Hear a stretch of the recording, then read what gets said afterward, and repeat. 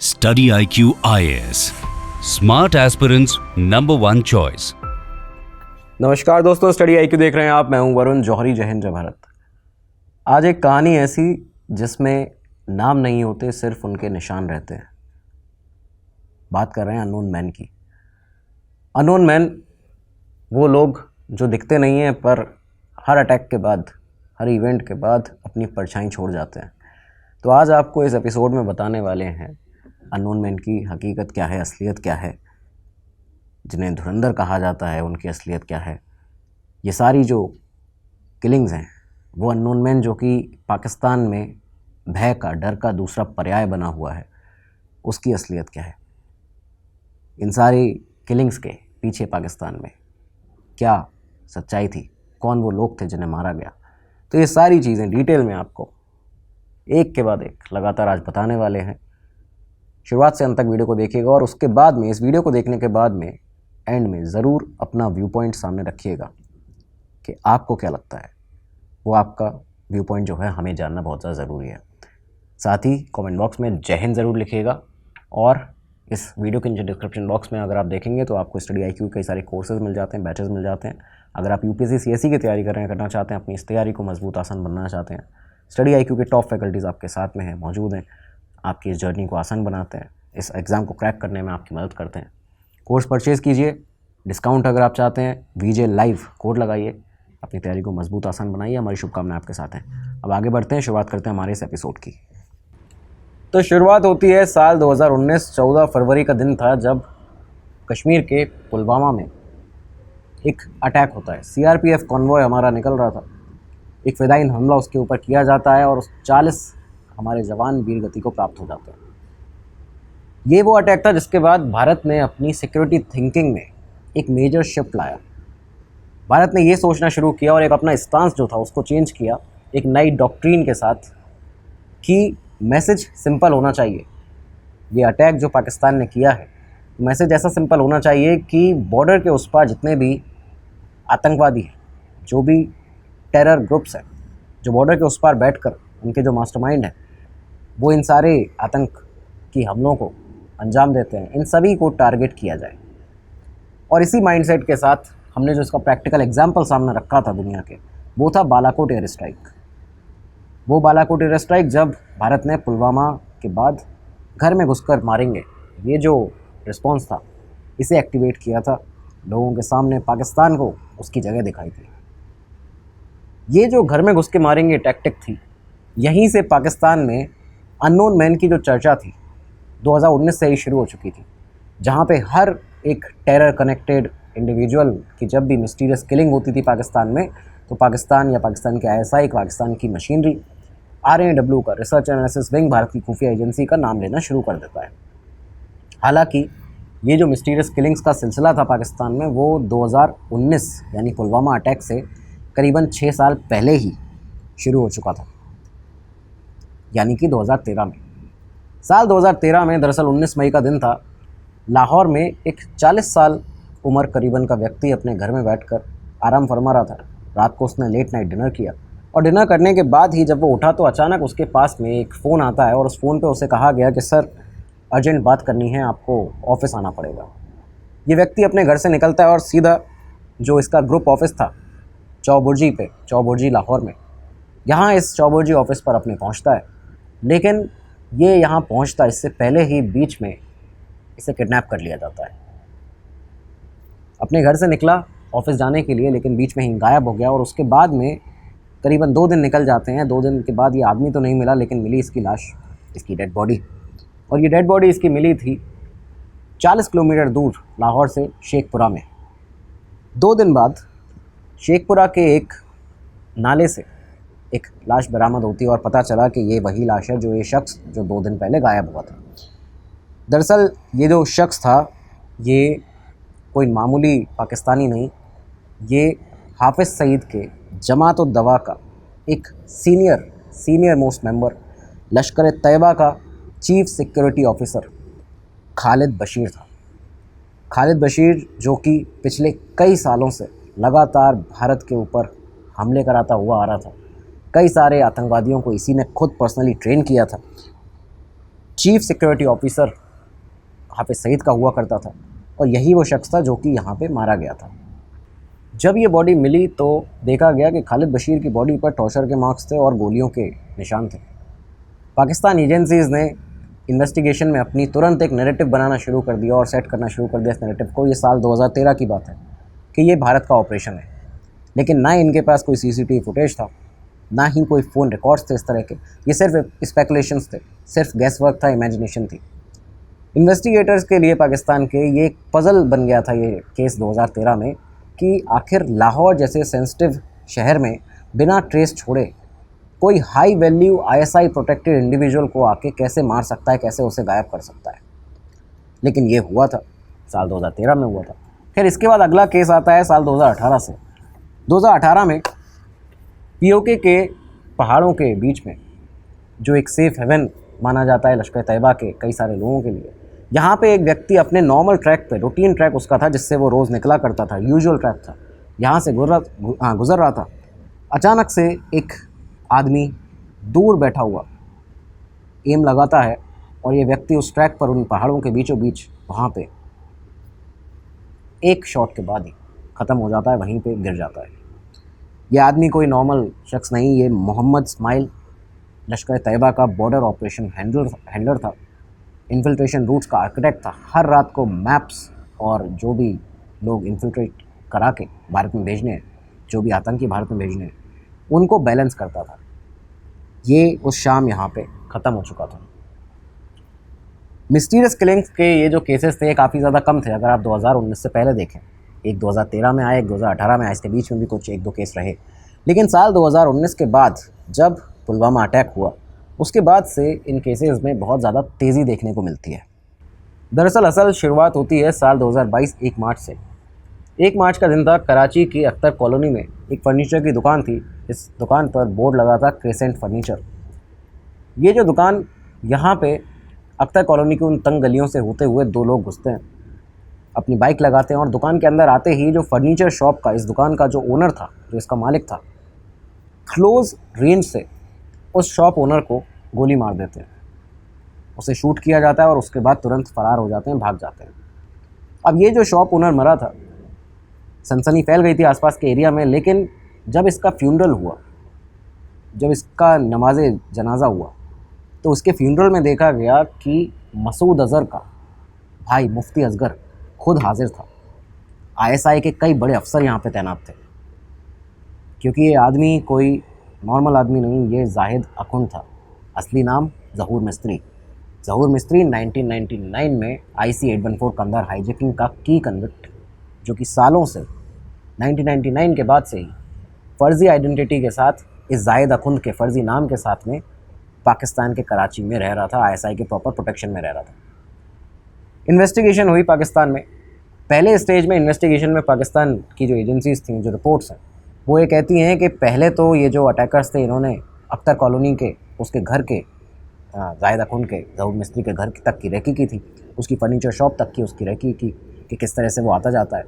और उसके बाद फिर एक दिन एक व्हाट्सएप मैसेज आता है ज़हूर मिस्त्री को, जिसमें उसका असल नाम लिया गया था। उस व्हाट्सएप मैसेज में उससे कहा गया, are you Zahoor, I am a journalist from New York Post. Zahoor थोड़ा सा सकपका जाता है, क्योंकि अभी तक वो जाहिद अकुन के नाम से यहाँ पे रहता था। लेकिन उसके बाद वो रिप्लाई करता है कि for what are you messaging me. इस कैजुअल रिप्लाई से ये जो आइडेंटिटी थी वो लॉक हो जाती है कि यही आदमी है जो कि जाहिद अकुन जो है वो असल में ज़हूर मिस्त्री है। और यहाँ से इसके बाद पाकिस्तान अपनी रिपोर्ट में बताता है कि कुछ अफ़गानी नेशनल्स थे, उनके बैंक अकाउंट्स में कुछ बिज़नेस पेमेंट्स किए जाते हैं, करोड़ों रुपया ट्रांसफ़र किया जाता है, और उसके बाद में ज़हूर मिस्त्री का काम जो था उसको ख़त्म किया गया, तमाम किया गया। यहाँ पे भी पाकिस्तान ने भारत की खुफिया एजेंसीज़ के ऊपर नाम लगाया, कहा कि ये RNW का काम था, रॉ का काम था। लेकिन यहाँ से अब पाकिस्तान को बचने का मौका नहीं मिल रहा था। करीबन 6 महीने गुजरते हैं यहाँ से। साल 2022, यही साल 19 सितंबर का दिन था। काठमांडू के कगेश्वरी मनोहर 8, ये जो एरिया है, यहाँ पे एक कपड़े की दुकान थी। और इस कपड़े की दुकान में जो ओनर था, जो कि अभी तक इस दुकान के ओनर की तरह जाना जाता था, उसने अपने ऑनलाइन पेजेस बना रखे थे। ऑनलाइन दुनिया में इसके जो कपड़े की दुकान थी, उसका नाम था एवेंजर्स इंटरप्राइज वर्ल्ड बेस्ट। तो ये जो नाम था, इस नाम से दिखाई देता था ऑनलाइन दुनिया में बाकी लोगों को। लेकिन इस ओनर के पास में एक दोपहर ब्राइट ब्रॉड डेलाइट में इसके घर के बाहर कुछ लोग आते हैं। दो ऐसे लोग थे जो कि यहाँ पे आए। उनमें से एक था जिसने अपने चेहरे को पूरी तरह ढक रखा था, उसने फेस पर मास्क भी लगाया था, अपने रुमाल से उसने फेस को ढक रखा था, एक कैप भी लगा रखी थी। लेकिन दूसरा था जिसका फेस ईजिली विजिबल था, उसने कुछ भी अपना फेस ढका नहीं था। दोनों आते हैं और इस गारमेंट शॉप के ओनर को अंधाधुंध गोलियां चलाते हैं, मार देते हैं। आसपास के लोग सोचते हैं कि ये कोई गैंग वायलेंस था, क्योंकि ये बड़ा एक व्यापारी था, तो इससे हो सकता है कि कुछ वसूली के लिए ये लोग आए हों या फिर कोई रैंसम के लिए आए हों, किसी दूसरी चीज़ के लिए आए हों। लेकिन असल में वो लोग ये नहीं जानते थे कि ये जो शख्स जिसको मारा गया था ये था लाल मोहम्मद। लाल मोहम्मद जो कि अपने इस गारमेंट बिजनेस के बैकएंड पे ISI funded counterfeit currency network चलाता था। फेक इंडियन करेंसी नोट्स के सप्लाई जो थी, जो रूट्स थे, उनको मैनेज करता था। वेपन स्मगलिंग करता था, भारत में हथियार भिजवाता था। पाकिस्तानी सारे के सारे जितने भी ISI के लोग थे उन्हें लॉजिस्टिकल सपोर्ट देने में भी लाल मोहम्मद का नाम सामने आता था। और बताते हैं कि अंडरवर्ल्ड डॉन दाऊद इब्राहिम से भी काफ़ी गहरे संबंध थे लाल मोहम्मद के। खैर, नेपाल में इन्वेस्टिगेशन टीम्स लगती हैं, CCTV फुटेजेस को खंगाला जाता है। और यहाँ पे क्योंकि एक शख्स ऐसा था दोनों शूटर में जिसने अपना फेस बिल्कुल छुपाया नहीं था, तो यहाँ उसी शख्स का जो अनकवर्ड सस्पेक्ट था उसकी तहकीकात करते हैं नेपाल। और तब जाके नाम निकल के सामने आता है एक नितिन अरोरा नाम के शख्स का, नितिन मदन अरोरा। बताया गया कि ये नितिन मदन अरोरा है, एक मनी लॉन्ड्रिंग ऑपरेटर है, नेपाल में रहता है, अपनी फैमिली के साथ में नेपाल में रहता है। तो पहला अरेस्ट ये हुआ। उसके बाद में जो क्रॉस बॉर्डर ट्रैकिंग की गई नेपाल के द्वारा, तो एक और व्यक्ति को जिसको मास्टरमाइंड कहा गया, बबलू पासवान, बीरगंज बॉर्डर से, यहाँ से बबलू पासवान को गिरफ्तार किया जाता है इस पूरे मर्डर केस में लाल मोहम्मद के। और दूसरा एक और शख्स जिसको गिरफ्तार किया गया वो था शार्प शूटर गुड्डू पटेल। काठमांडू के तोखा से गुड्डू पटेल को गिरफ्तार किया जाता है। ये जो पूरा मर्डर केस रहा लाल मोहम्मद का, इसमें नेपाल में चलता रहा ये केस। लेकिन जो पासवान था मास्टरमाइंड, उसने एडमिट किया कि लाल मोहम्मद को उसने ही मरवाया है, क्योंकि लाल मोहम्मद जो है वो एंटी इंडिया एक्टिविटीज़ में इन्वॉल्व था। यहाँ पे इस केस को भी RAW के अननोन मैन से जोड़कर देखा गया था। हालांकि कोई भी एविडेंस, कोई भी सबूत नहीं था, ना नेपाल के पास, ना पाकिस्तान के ISI के पास, ना ही नेपाल में जितने पाकिस्तान ISI के एजेंट्स हैं उनके पास में, कि कैसे भी इन तीनों में से किसी ने भी एजेंसी का नाम लिया हो। लेकिन फिर भी यहाँ पे रॉ से जोड़ के देखा गया। पर एक बात साफ थी, केस हिट के बाद, लाल मोहम्मद के खात्मे के बाद में ISI का जो FICN, ये जो फेक इंडियन करेंसी नोट्स का नेटवर्क था, जो सप्लाई चेन थी, वेपन्स की सप्लाई चेन थी, उसे एक बहुत बड़ा झटका लगा था। अब इस इंसिडेंट के करीबन 5 महीने के बाद अगला साल आ गया था और ये तारीख थी 20 फरवरी 2023। रावलपिंडी के, पाकिस्तान में रावलपिंडी के एक बहुत ही बिजी मार्केट एरिया में एक शॉप के बाहर एक आदमी खड़ा हुआ था। अचानक से 2 बाइक सवार आते हैं और बहुत ही क्लोज रेंज से इस आदमी के ऊपर अंधाधुंध फायरिंग कर देते हैं। और यहाँ से, क्योंकि ये भागने में उस्ताद थे, ब्लेंड होने में मास्टर थे, तो ये यहाँ से फ़रार हो जाते हैं। आदमी की मौके पर ही मौत हो जाती है। आसपास का जो क्राउड था वो बहुत ही पैनिक में आ जाता है। सिचुएशन ऐसी थी कि लोग आसपास यहाँ से भाग रहे थे जहाँ पे उस आदमी की लाश पड़ी थी। शूटर्स भाग चुके थे, लेकिन जब वहाँ एजेंसीज पहुँची तो वो सन्न रह गई थी। पाकिस्तान की ISI जब वहाँ पहुँची तो वो सन्न रह गई थी, क्योंकि ये कोई नॉर्मल पाकिस्तानी नहीं था। ये बशीर अहमद पीर था, हिजबुल मुजाहिदीन का वो आतंकी, HM का, हिजबुल मुजाहिदीन का वो लॉन्चिंग कमांडर, जो कि लंबे समय से जम्मू कश्मीर में जो वहाँ का यूथ है उसे रेडिकलाइज करता था, उसे ब्रेन वॉश करता था। पाकिस्तान से जितने भी लड़कों को ब्रेन वॉश करके आतंकी बना के भेजा जाता था, उनके इन्फिल्ट्रेशन रूट्स का आर्किटेक्ट यही था, यही उनका मास्टर था। और पाकिस्तान में काफ़ी लंबे समय से अपने एक सेफ़ हेवन में, सेफ़ जोन में रह रहा था, ISI की पूरी गाइडेंस में, एक तरह से उसके सेफ़ प्रोटेक्शन में। यहाँ पे बशीर को ख़त्म कर दिया गया था। 2 हफ्ते के बाद ही इस इंसिडेंट के भारत में NIA ने जम्मू कश्मीर में कुपवारा डिस्ट्रिक्ट के अंदर बशीर की जितनी भी, जो भी उसकी पुरानी प्रॉपर्टीज़ थी, उसकी एंसेस्ट्रल जो प्रॉपर्टीज़ थी, बताते हैं करोड़ों की, मल्टी-मिलियन की जो एंसेस्ट्रल प्रॉपर्टीज़ थी, उन सभी को सीज़ किया। और इसके बाद बशीर का चैप्टर भी यहाँ पे ख़त्म हो चुका था। पाकिस्तान को संभलने का यहाँ मौका नहीं मिल रहा था, क्योंकि 6 दिन निकलते हैं इस इंसिडेंट के बाद के। महज 6 दिन के बाद 26 फरवरी 2023 कराची में एक 55 साल का काफ़ी पॉपुलर आदमी, बहुत पॉपुलर आदमी कराची पाकिस्तान का, अपनी रूटीन लाइफ जी रहा था। उसकी रूटीन लाइफ थी कि वो मदरसा में जाके वहाँ पे कुछ जो बच्चे थे, जो लड़के थे, उन लोगों को भाषणबाजी उनके साथ किया करता था। इस तरह की रूटीन लाइफ थी कि उसकी कुछ कम्युनिटीज़ थी, कुछ ओल्ड जिहादी लिंक्स थे उसके, उनके साथ मिला करता था। लेकिन एक दिन इसी दौरान में 26 फरवरी का दिन आता है और कराची के गुलिस्तान जौहर, वो इलाका जहाँ पे आदमी रहा करता था, अचानक एक शाम 2 बाइक सवार आते हैं और इस आदमी को पॉइंट ब्लैंक रेंज से शूट कर देते हैं, गोली मार देते हैं। ये दरअसल अल बद्र मुजाहिदीन कमांडर सैयद खालिद रज़ा था। वो सैयद खालिद रज़ा जो कि इस्लामिक इंसर्जेंसी कश्मीर में लगातार फैलाता था, एक्टिविस्ट था Islamic political party Jamaat Islami का, JI का, पाकिस्तान में ड्यूरिंग 1990s कराची से ऑपरेट करता था। और ये जो असैसिनेशन था, इसने पूरे पाकिस्तान को सन्न कर दिया था, क्योंकि ये बहुत नामी और बहुत सीनियर आदमी था ISI का।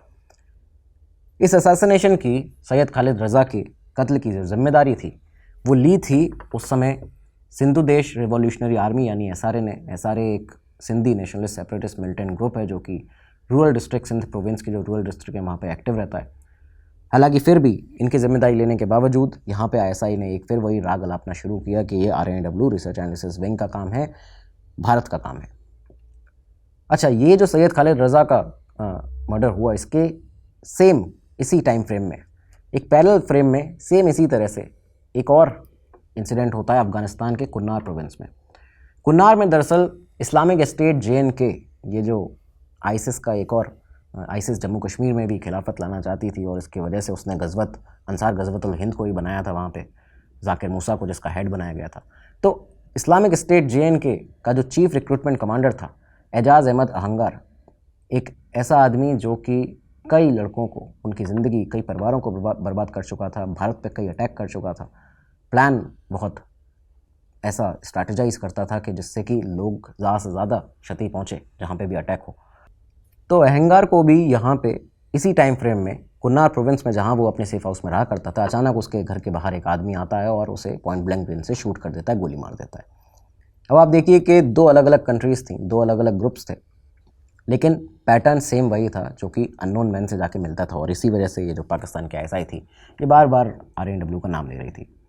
खैर, इनके पास एविडेंसेस कोई भी नहीं थे, ना ही कोई CCTV फुटेज थे, ना ही कोई कॉल रिकॉर्ड्स थे, एक भी एविडेंस नहीं था, सिर्फ परसेप्शन था, सिर्फ इमेजिनेशन है कि ये अननोन मैन जो हैं वो RNW के लोग हैं। अब यहाँ से करीबन 3 महीने बीते। 3 महीने बाद 6 मई आता है साल 2023 और 24 ये मेजर इंसिडेंट हुए हैं। 6 मई 2023 को क्या हुआ कि पाकिस्तान के लाहौर के जौहर टाउन में एक सनफ्लावर हाउसिंग सोसाइटी है। सुबह सुबह यहाँ इस सोसाइटी के जॉगिंग ट्रैक पर स्लो पेस में एक आदमी, एक 63 साल का आदमी वॉक कर रहा था। रोज़ उसका यही रूटीन था, इसी तरह से वो रोज़ यहाँ पे वॉक करने आता था। अचानक से 2 बाइक सवार पहुँचे, बहुत ही नज़दीक से सीधा उसके सिर पे शूट किया। इस आदमी को यहाँ पे मार दिया जाता है। अब ये कोई निर्दोष आदमी नहीं था, बुरा फील मत करिए। खालिस्तानी कमांडो फोर्स का चीफ परमजीत सिंह पंजवार था, जो कि सेफ हेवन में कराची को, पाकिस्तान को सेफ समझ के वहाँ पे बहुत लंबे समय से रह रहा था, एंटी इंडिया एक्टिविटीज़ में इन्वॉल्व था। इस मिस्टीरियस किलिंग में बैकग्राउंड में RNW के ऊपर पाकिस्तान ने आरोप लगाने शुरू किए और एक नया एंगल यहाँ पे दिखाया था ISI ने अपना। ISI का ये कहना था कि पंजवार को यहाँ पे जो मारा गया है वो रॉ का काम है और उस पर भी एक रिलीजियस मेथड यहाँ पे यूज़ किया गया है। किस तरह से कि कुछ इन्फिल्ट्रेटेड ISIS के लोगों को, कुछ तालिबान एलिमेंट्स को मैनिपुलेट किया गया है। उन्हें ये बताया गया है उनका ब्रेन वॉश करके कि पंजवार जो था वो एक एंटी इस्लामिक टारगेट है, इसे न्यूट्रलाइज़ करना बहुत ज़्यादा ज़रूरी है और इसे न्यूट्रलाइज़ करना जिहाद है, इस वजह से इसको मारना है। और उसके बाद उन लोगों ने आके पंजवार को मारा है। लेकिन ये केस भी अननोन मैन की लिस्ट में शुमार होता है, वहाँ पे जाता है और उसके बाद में पाकिस्तान यहाँ भी सन्न था कि आखिर ये हमारे यहाँ चल क्या रहा है। भारत की खुफिया एजेंसी रॉ के खिलाफ ISI के पास कोई भी प्रूफ यहाँ भी नहीं था, कोई भी एविडेंस यहाँ भी नहीं था। अब यहाँ इस इंसिडेंट के 23 दिन गुजरते हैं। 23 दिन के बाद 29 मई साल 2023 शेखपुरा जेल, पाकिस्तान का शेखपुरा जेल, और शेखपुरा जेल के अंदर मौजूद एक 76 साल का, 76 ईयर्स का एक सीनियर प्रिजनर जो कि टेरर फाइनेंसिंग के चार्जेस में करीबन 16.5 साल की जो सेंटेंस थे उसकी अपनी सेंटेंस को सर्व कर रहा था। हालांकि उस जेल में, शेखपुरा जेल में, उसे बाकायदा सारी फैसिलिटीज़ मिलती थी। जो भी वो काम बाहर करता था वो यहाँ से भी ऑपरेट कर ही रहा था। लेकिन अचानक एक रात ये जो आदमी था उसको कार्डियक फेलियर से, हार्ट अटैक से उसकी मौत हो जाती है। ये आदमी जो था, दरअसल इसका नाम था हाफिज़ अब्दुल सलाम बुटावी। बुटावी लश्कर तैयबा का को-फाउंडर था, हाफिज़ सईद का सबसे क्लोज़ एड माना जाता था, उसका डेप्यूटी भी था हाफिज़ सईद का, और हार्ट अटैक से उसकी मौत हुई थी जेल के अंदर। लेकिन फिर भी आईएसआई यहाँ इतनी सन्न थी, पिछले कई सारी हत्याओं से मिस्टीरियस किलिंग्स थे, कि यहाँ पे उस हार्ट अटैक को भी रॉ का काम बता दिया था आईएसआई ने। ये कहा कि अननोन मैन जो है वो ये सब कर रहा है और वो अननोन मैन रॉ का आदमी है। खैर, यहाँ से 3 महीने निकलते हैं। अब ये साल अभी भी, क्योंकि 2023 ही चल रहा था, और मुझे लगता है कि पाकिस्तान को ऐसा लगता होगा उस समय पर कि ये 2023 जो है वो जल्दी निकले, क्योंकि उसके जितने भी टॉप लोग हैं वो एलिमिनेट होते जा रहे हैं इस साल में।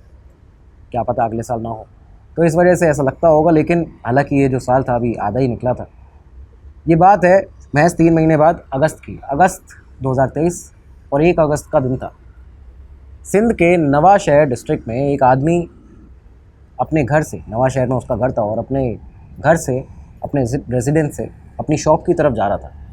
अचानक से कुछ बाइक सवार आते हैं, और वही कहानी, बाइक सवार आए, अंधाधुंध उन्होंने गोलियां चलाई, उसके बाद फरार हो जाते हैं। इस आदमी की मौके पर यहाँ मौत नहीं हुई थी, घायल हो चुका था, उसे काफ़ी गोलियां लगी थी। उसे नवाशहर हॉस्पिटल ले जाया गया, लेकिन 4 दिन के बाद उसकी कंडीशन बिगड़ने पर जब कराची प्राइवेट हॉस्पिटल में शिफ्ट किया गया, वहाँ वेंटिलेटर पर रखना पड़ा। इसी दौरान में उस आदमी की मौत हो जाती है। अब ये कोई नॉर्मल शख्स नहीं था, ये बात आप समझ चुके होंगे। ये था दरअसल मुल्ला सरदार हुसैन अरेन।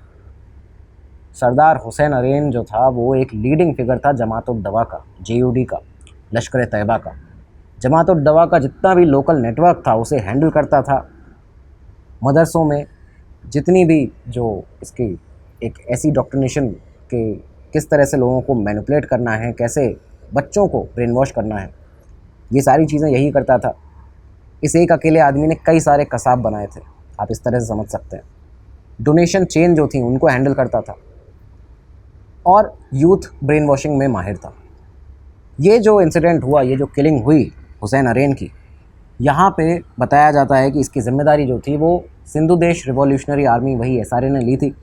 लेकिन यहाँ पे भी ISI जो थी बार बार वही राग अलापती है कि ये रॉ हिटमैन का काम है। खैर, ISI यहाँ पे संभल पाती, इसके पहले ही अगला महीना आ गया, और अगले महीने तारीख आती है 8 सितंबर 2023 की। रावलकोट में अल कुदूस मस्जिद के अंदर नमाज़ चल रही थी, और नमाज़ में एक आदमी आता है यहाँ बीच में, नमाजियों के बीच में मिक्स हो जाता है, और उसके बाद में जैसे ही नमाज़ ख़त्म होती है वो आदमी पॉइंट ब्लैंक रेंज से अपने सामने बैठे हुए एक आदमी के ऊपर गोली चला देता है, उसके हेड शॉट करता है, उसके माथे पर सीधी गोली लगती है। उसके बाद में ये जो आदमी जिसने गोली चलाई थी वो यहाँ से फ़रार हो जाता है। दरअसल जिसे गोली लगी थी वो आदमी था रियाज़ अहमद अलियास अबू कासिम। अबू कासिम, जिसने कुछ ही महीने पहले 1 जनवरी 2023 को राजौरी में, भारत में जो डांगरी गांव में अटैक हुआ था, उसे अंजाम दिया था, उसका प्लानर था। 7 सिविलियंस के साथ निर्दोषों की यहाँ पे IED ब्लास्ट में जान गई थी।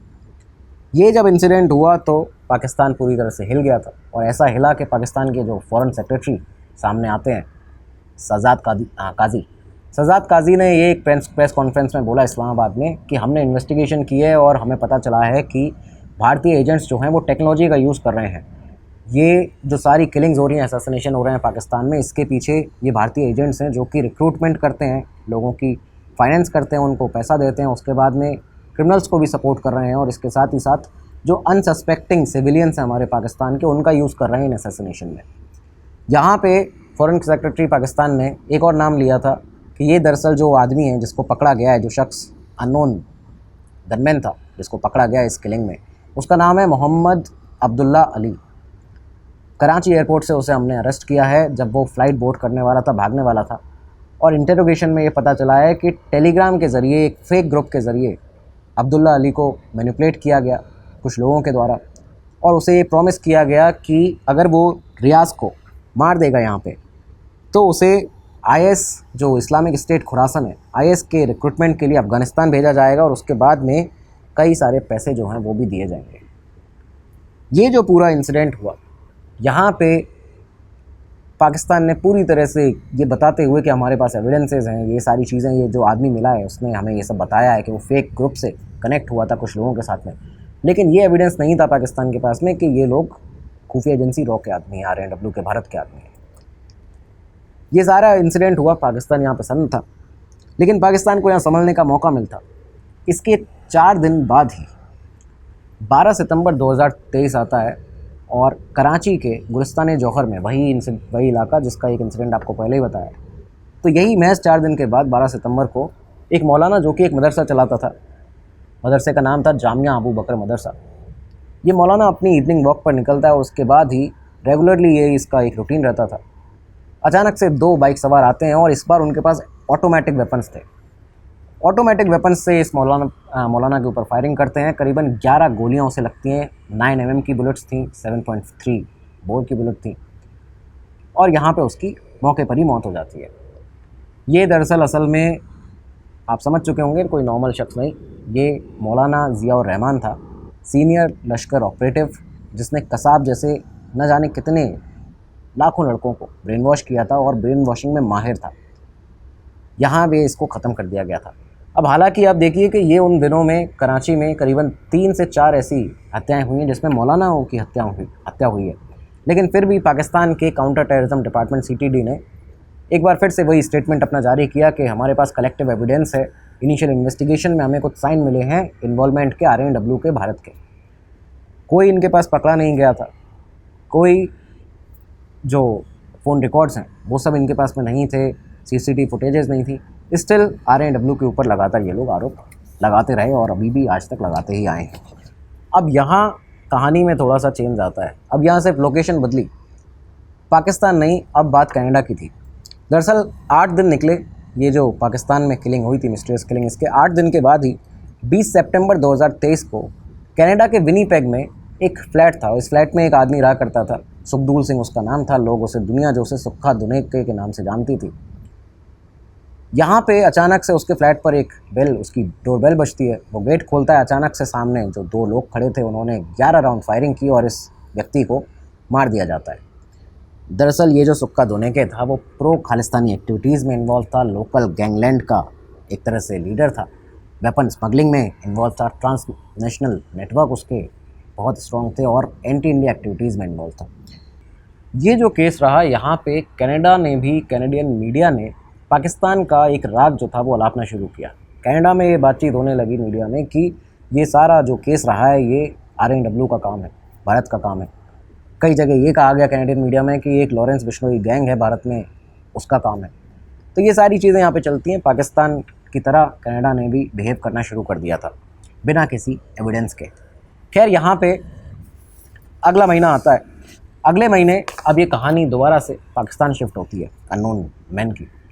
वही साल 2023 10 अक्टूबर, पाकिस्तान के सियालकोट डिस्ट्रिक्ट के डास्का टाउन में नूर मदीना मस्जिद के बाहर कुछ लोग खड़े हुए थे, सुबह की नमाज़ पढ़ के निकल रहे थे। एक आदमी निकलता है यहाँ से नमाज़ पढ़ने के बाद। अचानक से 3 बंदूकधारी आते हैं और इस आदमी के ऊपर और उसके साथ में एक और व्यक्ति था, इन दोनों लोगों के ऊपर अंधाधुंध फायरिंग कर देते हैं, जिसमें फायरिंग के बाद में एक व्यक्ति की इन दोनों में से मौत हो जाती है। जो मारा गया व्यक्ति था, जो शख्स था, वो था शाहिद लतीफ़, जैश-ए-मोहम्मद का कमांडर। 2016 में पठानकोट एयरबेस का जो मास्टर प्लानर था वो शाहिद लतीफ़ था। कश्मीर को इसने कश्मीर वैली में 1993 में इन्फिल्ट्रेट किया था, घुसपैठ की थी और उसके बाद में अरेस्ट हुआ था अगले साल 94 में। और उसके बाद में जम्मू जेल में जब मसूद अज़हर को रखा गया था तब शाहिद लतीफ़ भी वहाँ पे था। तो जैश-ए-मोहम्मद का एक बहुत ही पुराना सरगना था, एक बहुत ही बड़ा मास्टरमाइंड था, लेकिन इसका अब यहाँ पे खेल ख़त्म कर दिया गया था। पाकिस्तान शाहिद लतीफ़ की मौत से हिल चुका था और इसके बाद फिर से पाकिस्तान का फॉरेन सेक्रेटरी जो है मिस्टर काजी वो निकल कर सामने आया था इस बार, और उसने फिर से ये कहा था कि असैसिनेशन जिसने किया है, जिन लोगों ने किया है, उनका रिक्रूटमेंट सोशल मीडिया पर हुआ था। टैलेंट स्पॉटर्स कुछ हैं ऐसे जिन्होंने जो ऐसे लोगों को फेक डैश अकाउंट से उनको लेते हैं, उनको रिक्रूट करते हैं। और काजी ने यह भी कहा कि हमें डिटेल इन्वेस्टिगेशन में ये पता चला है कि एक इंडियन एजेंट है, नाम बताया गया योगेश।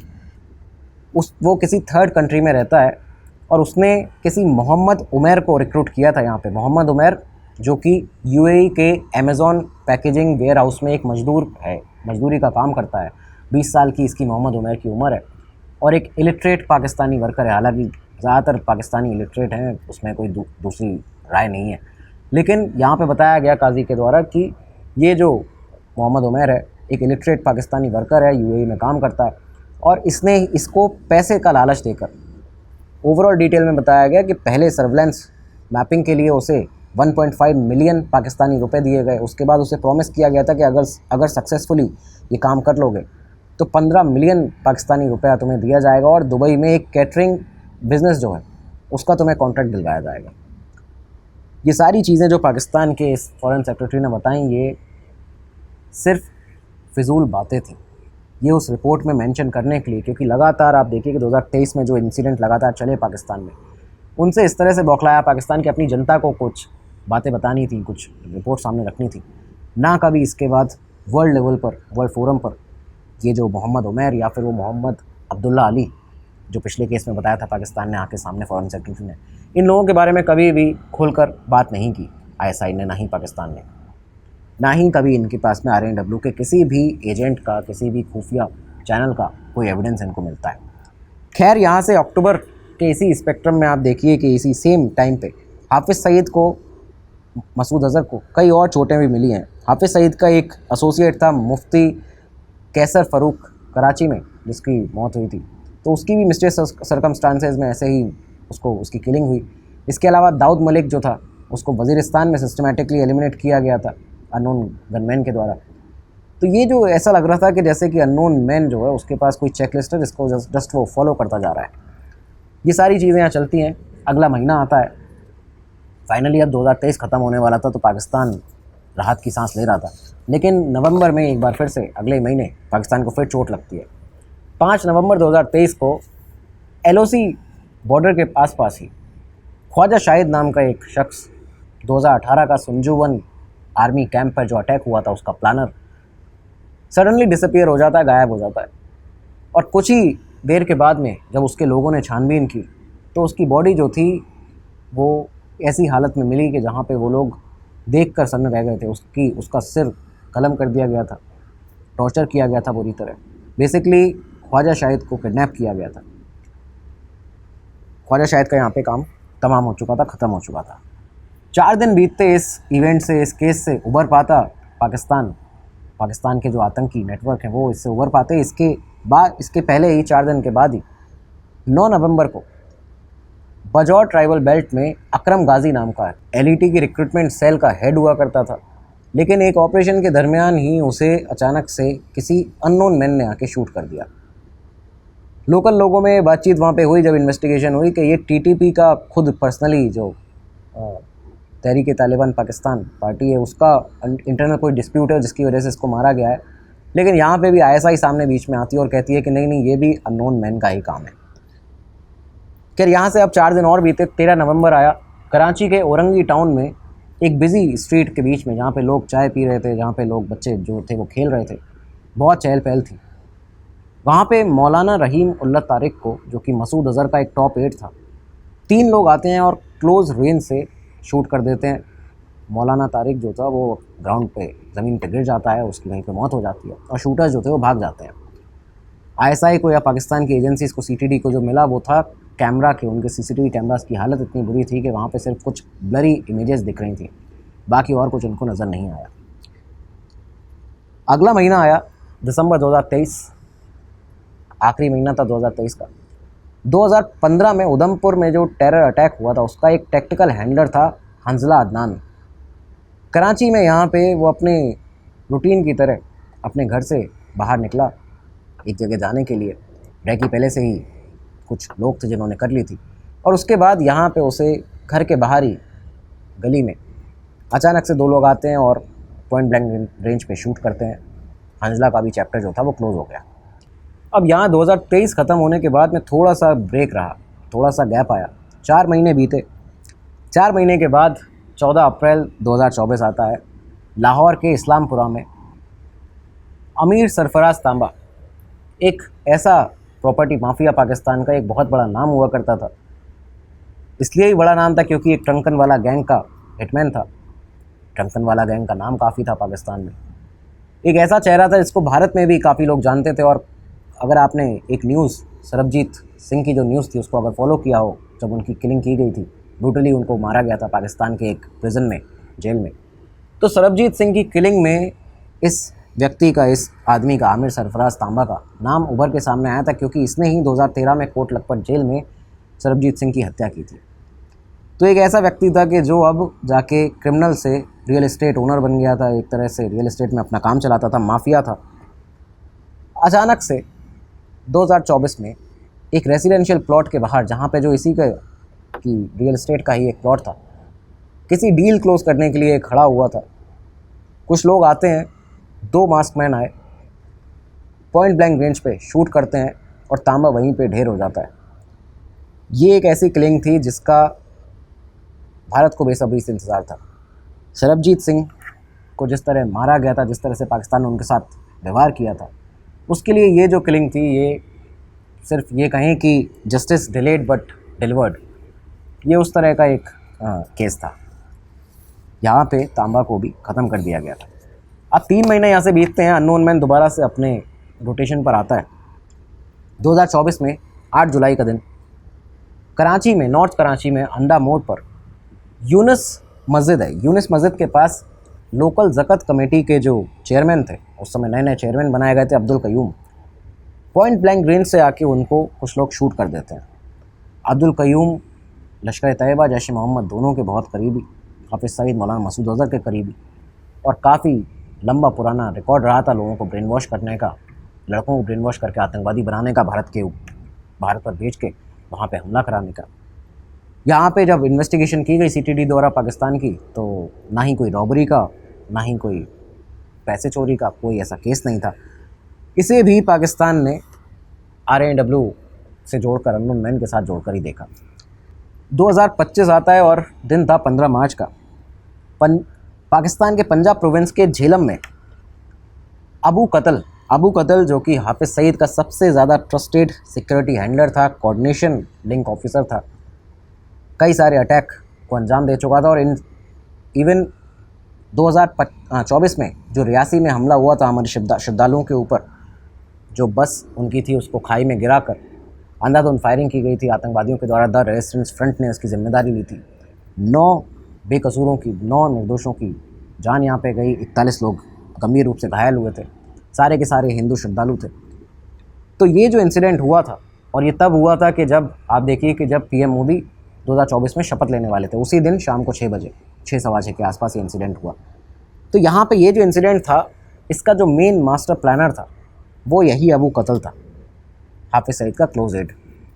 तो 15 मार्च 2025 यानी कि अगला ही साल रियासी अटैक के, अबू कतल अपने सिक्योरिटी गार्ड्स के साथ में एक तय रास्ते पर जा रहा था। इस रास्ते पर ये उसका रूटीन मूवमेंट लग रहा था एक तरह से, लेकिन यहाँ पे बीच में अचानक से हाईवे के एक स्ट्रेच पर कुछ लोग आते हैं, बताते हैं कि करीबन उसके जो गार्ड्स थे वो उसके साथ में थे, अबू कतल के खुद की गाड़ी में उसके कुछ लोग थे, लेकिन कुछ ही लोग यहाँ पे पहुँचते हैं और उसके बाद अंधाधुंध फायरिंग पहले राउंड में और दूसरे राउंड में की जाती है। पहले राउंड में जो फायरिंग की गई उसमें कुछ ही गोलियाँ चलाई गई। अबू कतल के जो गार्ड्स थे वो अलर्ट पे आ जाते हैं, कंफ्यूज हो जाते हैं कि आखिर गोली आ कहाँ से रही है। लेकिन दूसरा जो राउंड फायर किया गया उसमें ना सिर्फ अबू कतल बल्कि जो उसके साथ के लोग थे, इन सभी को कुछ ही सेकंड्स में, कुछ ही मिनट्स में ख़त्म कर दिया गया था। अबू कतल का, रियासी अटैक करने वाले अबू कतल का 2005 में जो इन्फिल्ट्रेट करके राजौरी पूंछ फॉरेस्ट बेल्ट में एंटर हुआ था, इसने कई सारे वहाँ पे मासूमों की हत्या की थी। कश्मीर में डांगरी विलेज का जो एक अटैक था 2023 जनवरी में, उसमें भी ये की प्लानर था। इस अबू कतल को भी यहाँ पे एलिमिनेट कर दिया गया था, ख़त्म कर दिया गया था। तो ये सारे के सारे 2025 तक के कुछ केसेस थे, जो कि कुछ ही केसेस जो हमने आपको बताया यहाँ पे, और इसमें किस तरह से चीज़ें सारी हुई थी। अब एक यहाँ पे नया पॉइंट निकल कर सामने आता है। देखिए, पाकिस्तान लगातार कहता है कि ये भारत का काम है, RAW का काम है। कुछ अननोन मैन जो हैं वो रॉ के लोग हैं, भारत के लोग हैं जो पाकिस्तान में आके मारते हैं, इस तरह की चीज़ें करते हैं। लेकिन यहाँ पे इंडियन आर्मी के ही टेक्निकल सपोर्ट डिवीज़न के एक फॉर्मर कोर मेंबर रहे हैं, उनका कुछ अलग स्टैंड है। उनका ये कहना है कि वो इस पूरे सीक्वेंस को बहुत ही अलग लेंस से देखते हैं। उनका ये कहना है कि कराची में, लाहौर में, जो भी बड़ी बड़ी सिटीज़ हैं, इस्लामाबाद, इन सभी सिटीज़ का, रावलपिंडी का, इन सब का नाम आता है। यहाँ पे सीसीटीवी कैमराज हैं, इनसे मॉनिटर्ड हैं ये पूरी सिटीज़। ऊपर से यहाँ इतने हाई पाकिस्तान के सिक्योरिटी वाले लोग रहते हैं, आईएसआई के बिल्कुल सेफ प्रोटेक्शन में रहते हैं लोग। तो उनके लिए तो बाकायदा सिक्योरिटी रखी गई है, शूटर्स रखे गए हैं। डी कंपनी का दाऊद इब्राहिम वहाँ पे रहता है, सीसीटीवी फुटेजेस है। लेकिन कभी भी ये जो शूटर्स हैं, इनके एस्केप पैटर्न को नोट क्यों नहीं किया जाता, उन्हें आइडेंटिफाई क्यों नहीं किया जाता? अगर इतने सारे केसेस रहे हैं और उसमें हर बार लोग बाइक से आते हैं और मार के चले जाते हैं, तो उस एस्केप पैटर्न को कभी भी आइडेंटिफाई क्यों नहीं किया जा रहा है पाकिस्तान के द्वारा? कैसे वो इनविजिबल रह सकता है? ये इनविजिबल तब रह सकता है जब इंस्टीट्यूशन खुद इन्हें इनविजिबल रखना चाहता हो। वो ये सजेस्ट करते हैं और ये बताते हैं कि जो भी ये लोग, जिनका भी एलिमिनेशन हुआ है, जो भी मारे गए हैं ऐसी मिस्टीरियस किलिंग्स में, ये वो एसेट हैं पाकिस्तान के जो अब किसी काम के नहीं है। ये सारे के सारे, चाहे आप IC 814 हाईजैकर ज़हूर मिस्त्री को देख लीजिए, जाहिद अखुंड, चाहे आप जो अलबदर का सैयद खालिद रज़ा था उसको देख लीजिए, ये सब के सब वो लोग हैं जो कि रिटायर्ड एसेट हैं, इस समय पर पाकिस्तान के लिए लाइबिलिटी बन चुके हैं, ISI के लिए लाइबिलिटी बन चुके हैं। और ये वो लोग हैं जिनकी वजह से आज भी, क्योंकि वो अपने ऑपरेशंस को लगातार कंटिन्यू रखते हैं किसी ना किसी तरह, ये पाकिस्तान की इमेज को वर्ल्ड लेवल पर ख़राब करता है। क्योंकि अब ये ऐसे लोग हैं जिनका ना सिर्फ नाम भारत की NIA की हिट लिस्ट में है, target India's most wanted list में है, बल्कि UNSC की, यूनाइटेड नेशन सिक्योरिटी काउंसिल की लिस्ट में भी ऐसे कई सारे लोग हैं। यही वो लोग जिनका नाम वहाँ पे भी आता है मोस्ट वांटेड में। और इसी वजह से पाकिस्तान के ISI खुद इन्हें अपनी इकोनॉमी पर एक बर्डन की तरह देखती है। इनकी यूटिलिटी अब उतनी ज़्यादा है नहीं, ये अपनी यूटिलिटी लूज़ कर चुके हैं और इस वजह से इन्हें डीप स्टेट, जो इन्हें ISI है, वो खुद ही ख़त्म करवाता है और ब्लेम जो है वो India's unknown man, India's gunman पर डाल दिया जाता है। तो दोस्तों, अब ये पूरा आज का एपिसोड हुआ, लेकिन एपिसोड की शुरुआत में ही आपसे कहा था कि आपकी जो राय है पूरा एपिसोड सुनने के बाद में ज़रूर बताइएगा कमेंट बॉक्स में, जय हिंद ज़रूर लिखिएगा। तो अब तो आपने ये जो ओवरऑल इंसिडेंट है वो भी देख लिए हैं, समझ लिए हैं क्या था, कैसा था, कौन कौन लोग पकड़े गए, किस किस तरह का पूरा अननोन मैन रहे हैं। लेकिन आपने एक स्टेटमेंट बाद में ये भी सुना कि कहीं ना कहीं ये ISI का ही काम है जो कि अपने इन रिटायर्ड एसेट्स को ख़त्म करा रही है धीरे धीरे और नाम डाल देती है भारत के ऊपर, RNW के ऊपर। इस पर आपकी क्या राय है वो भी कमेंट बॉक्स में बताइएगा, आपके पॉइंट ऑफ व्यू का इंतज़ार रहेगा। अब अगले एपिसोड में मिलेंगे, तब तक के लिए दीजिए नमस्कार, धन्यवाद, जय हिंद, जय Bharat. Study IQ IAS, making India smarter and better.